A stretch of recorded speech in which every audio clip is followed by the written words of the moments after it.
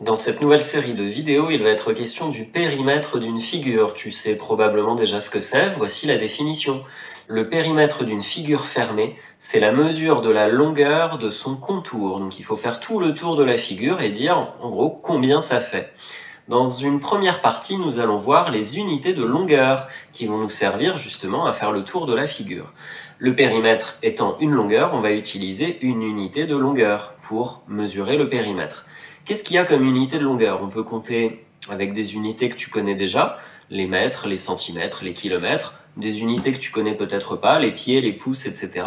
Donc soit c'est des unités éventuellement qu'utilisent d'autres pays, ou soit c'est des vieilles unités qu'on n'utilise plus. Enfin voilà, il existe énormément d'unités de mesure.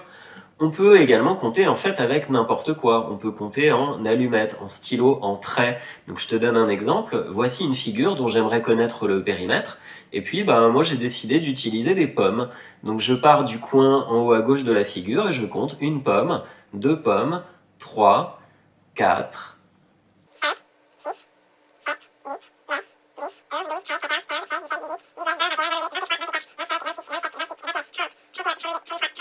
35, 36.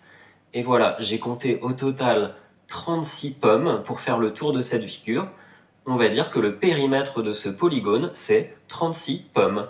Mais c'est peut-être pas très malin d'utiliser des pommes parce qu'une pomme, c'est rond. Donc on va plutôt utiliser quelque chose d'allongé, qu'on va comme ça répéter au bord. Je peux donc décider par exemple d'utiliser maintenant des allumettes. Voici la même figure et on va donc, comme j'ai dit, compter en allumettes. Ça fait déjà 3 allumettes, 4,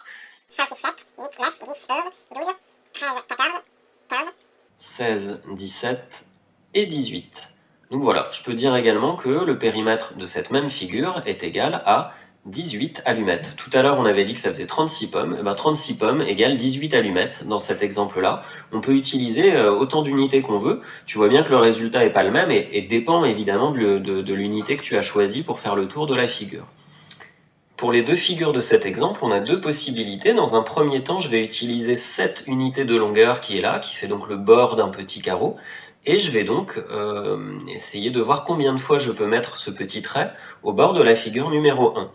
Donc si je pars par exemple d'ici, je vois que j'en ai 2, 3, 4, 5, 6, 7, 8, 9, 10, 11, 12, 13, 14, 15, 16, 17, 18.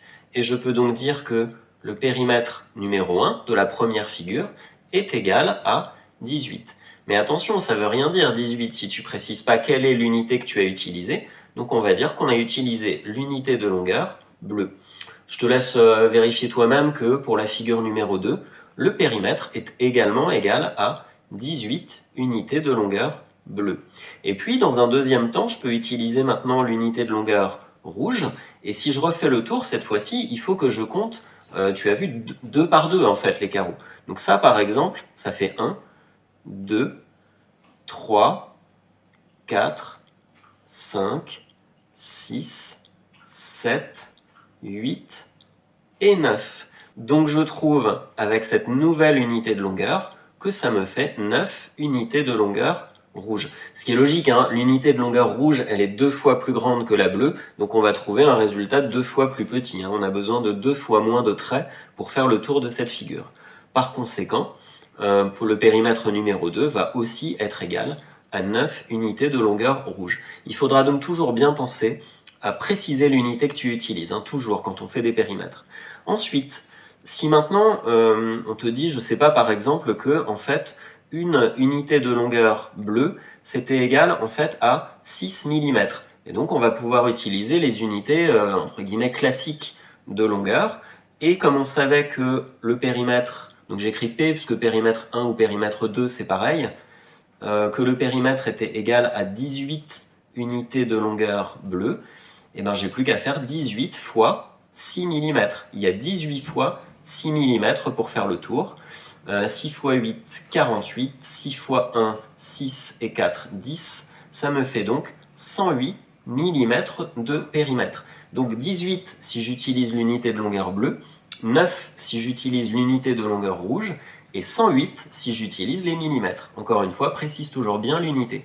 Tu remarques aussi que ces deux figures qui n'ont pas du tout la même tête ont pourtant exactement le même périmètre, hein, donc il ne faudra pas te faire avoir. C'est pas parce qu'une figure a l'air plus large qu'elle aura un plus grand périmètre, ça dépend uniquement du contour. Et pour terminer, revoyons comment on utilise le fameux tableau des unités de longueur que tu connais déjà. Je vais faire un exemple avec virgule et un exemple sans virgule, hein, pour te rappeler comment ça fonctionne. Le chiffre des unités, là, dans 500 cm, c'est ce dernier 0.